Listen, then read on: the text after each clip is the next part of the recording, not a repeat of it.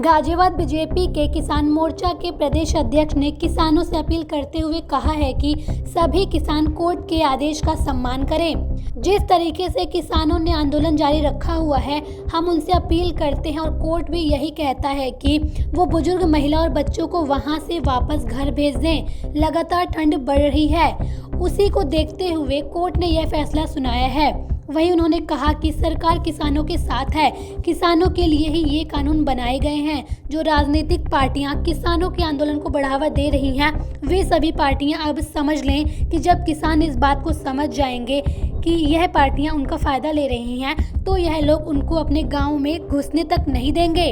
लोग, आपसे मैं एक बात कहना चाहता हूं भाई, कहीं भी कोई विषय होता है तो उसमें कोई वार्ता होती है तो 1 to 1 होती है।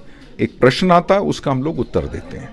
उसमें भी कहीं कोई विषय अगर और निकलता है तो उसका भी हम लोग उत्तर देते हैं और शांतिपूर्ण तरीके से बैठ करके हल निकाला जाता है। 9 बार वार्ता भी हुई है, ऐसी बात नहीं है। और 9 बार, देखिए, वार्ताएं तो निरंतर चलती भी रहती हैं, लेकिन 9 बार जो है वार्ता हुई है सरकार के साथ, कृषि मंत्री जी के साथ वार्ता हुई है।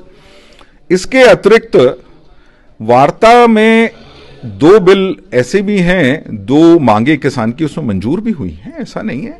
उन्होंने कहा है और वो तुरंत हाँ कर दी गई है।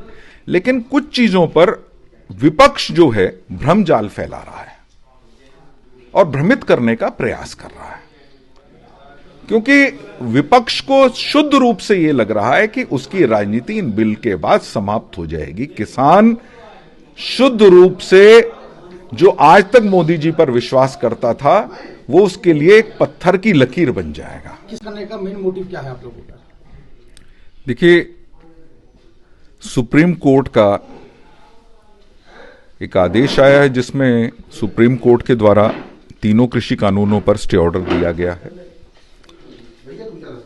जब ये आया, हमको बुरा तो लगा, लेकिन सुप्रीम कोर्ट का कोई भी निर्णय हो उसे हम लोगों को सर झुका करके स्वीकार करना चाहिए। सुप्रीम कोर्ट के द्वारा एक किसानों की कमेटी बनाई गई है और किसानों से आग्रह किया गया है कि अपना जो भी कोई विषय हो उस कमेटी के समक्ष पेश होकर के उसको रखे। तो मैं सभी किसान भाइयों से हाथ जोड़कर प्रार्थना करने आया हूं, ठंडी का मौसम है, वो सब लोग अपने घर जाएं। साथ ही उन राजनीतिक दलों के कार्यकर्ताओं से भी कि जो वहां पर बैठे हुए हैं, कि आप भी अपने घर जाइए, आराम से बैठिए और जो कमेटी अब सुप्रीम कोर्ट के द्वारा बनाई गई है उनके समक्ष अपने विषयों को रखिएगा। जो भी संशोधन चाहते हैं उनके साथ अब वार्ता कीजिएगा। सुप्रीम कोर्ट की गाइडलाइन हमारे लिए सर्वोपरि है। इसी के निमित्त मैं सबसे निवेदन कर रहा हूं। गाजियाबाद से अभिषेक गुप्ता की रिपोर्ट।